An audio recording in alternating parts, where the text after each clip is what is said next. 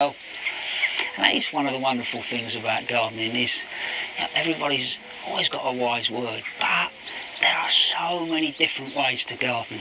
And we've got another chance to catch up with Charles Dowding, who's got a really fascinating approach to veg gardening.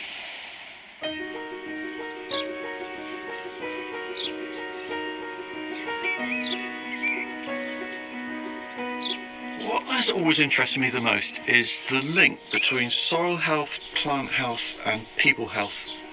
And so that's why I started being organic.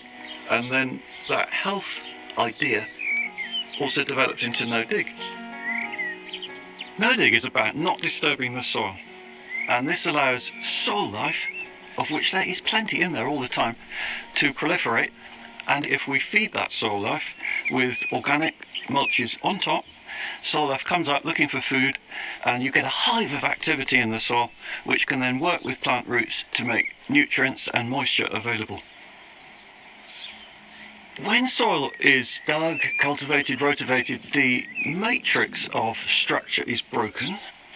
With No Dig, the structure is firm, it's not disturbed, but you actually get better drainage because you've left the beautiful matrix of holes made by soil life, and water can percolate as well as roots going through that matrix structure to bring water up again.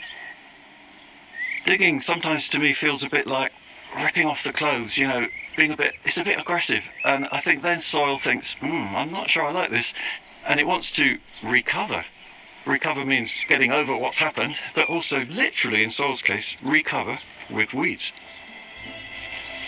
It gives you incredible benefits going on through the season, and I find I'm doing less weeding, and it's one of the reasons I can run a quarter-acre market garden and be very productive. There's really very little weeding to do. The undisturbed soil with its compost mulch stays clean.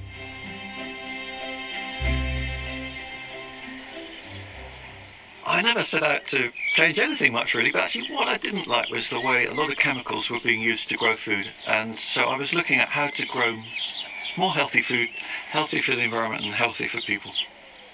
During the 80s, with every year that passed, organic became a little bit more acceptable, more and more people got interested, and I remember it one day, summer 1988, I was in my garden and this guy hopped over the fence. It turned out he was a Gardener's World producer, and that ended with Jeff Hamilton coming, and we got on really well. Charles, the crops are looking really good. What fertiliser are you using on them? I'm not using any, Jeff. It's good soil, and we're putting on quite heavy dressings of manure and compost, and that's enough. No chemicals at all? No. Well, that is really quite remarkable. What he was concentrating on was organic, because even in 1988, organic was still very new, and talking with Jeff, I realised it could become quite mainstream. The compost, and this is your mushroom compost again, that just spreads over the top, does it? Just sprinkled on top.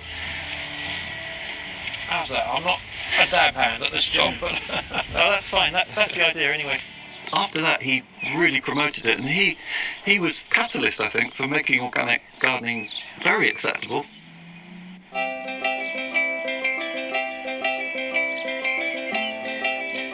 Starting out depends what you've got, particularly in the way of weeds. I would say on the whole, if you've got a lot of weeds, actually, that's not a bad sign. Weeds don't grow on barren soil or in poor conditions. It's really straightforward to begin. You can just make a bed on the weeds, the grass, whatever it might be that you have, put down a frame and fill it with compost. And the compost you use will exclude the light from the weeds, and so you haven't got to worry about removing turf or scarifying the ground in any way, removing anything that's there.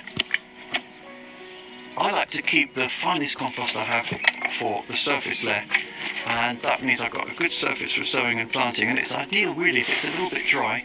In my case, I'm using mushroom compost. Bulk compost from the supermarket in big bags would be suitable as well, and you can sow and plant into that straight away.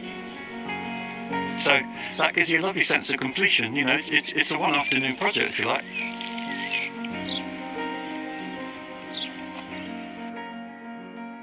I think a lot of gardeners have got a great curiosity and are a bit frustrated by being given always a set of rules. So I'm always saying, try different things. And no dig is different in so many ways, and it opens up so many possibilities. So there's a bit of game changing going on, and I'm really happy to be part of it.